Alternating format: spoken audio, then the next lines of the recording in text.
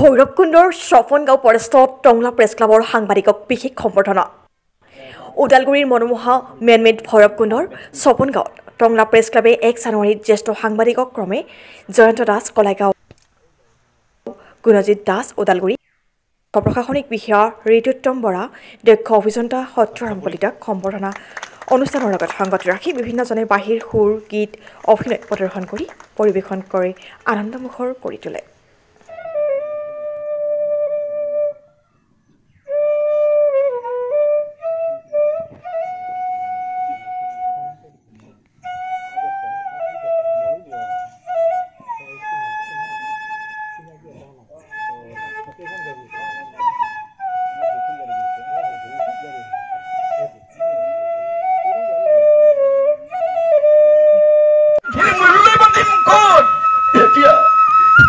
মই ঘৰত কি কম কই সকলো নতুকি হাই ৰে ঐ মনতে ও বেজাৰ হেনো নিদিবা অচিনাই মই যা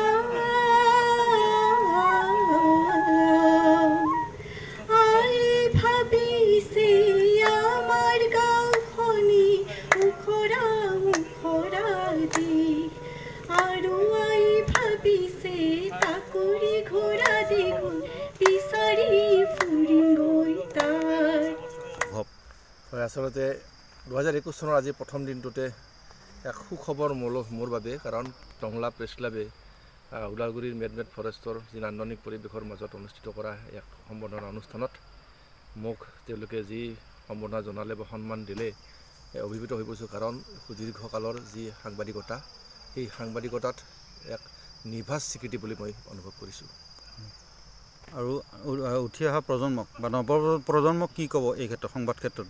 আচলতে বৰ্তমান সময়ত সাংবাদিকতাৰ ক্ষেত্ৰখনত যথেষ্ট বহল হৈছে আৰু এনেকুৱা পৰ্যায়ত যাতে নতুন প্ৰজন্মৰ সংবাদ ক্ষেত্ৰখনত আগবাঢ়ি অহাটো এক শুভ লক্ষণ, কিন্তু তেওঁলোকে লক্ষ্য ৰাখিব লাগিব যাতে কোনো ক্ষেত্ৰতে তেওঁলোকে যাতে বিচলিত নহয়, সেই দিশটো লক্ষ্য ৰাখি তেওঁলোকে এই ক্ষেত্ৰত আগবাঢ়ি যোৱাটো কামনা কৰিছোঁ মই।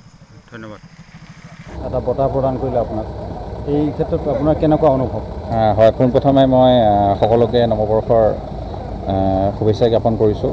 আজি এই পবিত্ৰ দিনত টংলা প্ৰেছ ক্লাবৰ ফালৰ পৰা যিখিনি আমাক সম্বৰ্ধনা জনালে সেইখিনিলৈ মই বহুত আনন্দিত।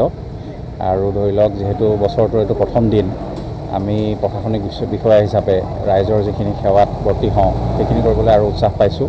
সেইকাৰণে মই ধন্যবাদ জ্ঞাপন কৰিছোঁ টংলা প্ৰেছ ক্লাবক, আৰু আশা ৰাখিছোঁ যাতে প্ৰশাসনৰ লগত যিটো এক খুব সুসম্পৰ্ক বজাই ৰাখে সংবাদ মাধ্যমে, এইটো যাতে বজাই ৰাখে, যাতে আমি অনাগত সময়ত যাতে ৰাইজৰ সেৱা কৰিব পাৰোঁ। নতুন প্ৰজন্মই এইটোৱে ক'ব বিচাৰিম যে প্ৰথম কথা হ'ল যে আজিকালি ধৰি লওক যিটো সংস্থাপনৰ সমস্যা হৈছে, সেইটোৰ কাৰণে নিজকে প্ৰস্তুত কৰিব লাগিব। আজিকালি প্ৰতিযোগিতা বহুত বাঢ়ি গৈছে, সেইকাৰণে প্ৰতিযোগিতামূলক যিবিলাক পৰীক্ষা থাকে সেইবিলাকৰ কাৰণে নিজক প্ৰস্তুত কৰিব লাগিব। কাৰণ মই কাম কৰি ভাল পোৱা মানুহ, মই খেতিয়কৰ ঘৰতে জন্ম পোৱা এটা সন্তান আছিলোঁ।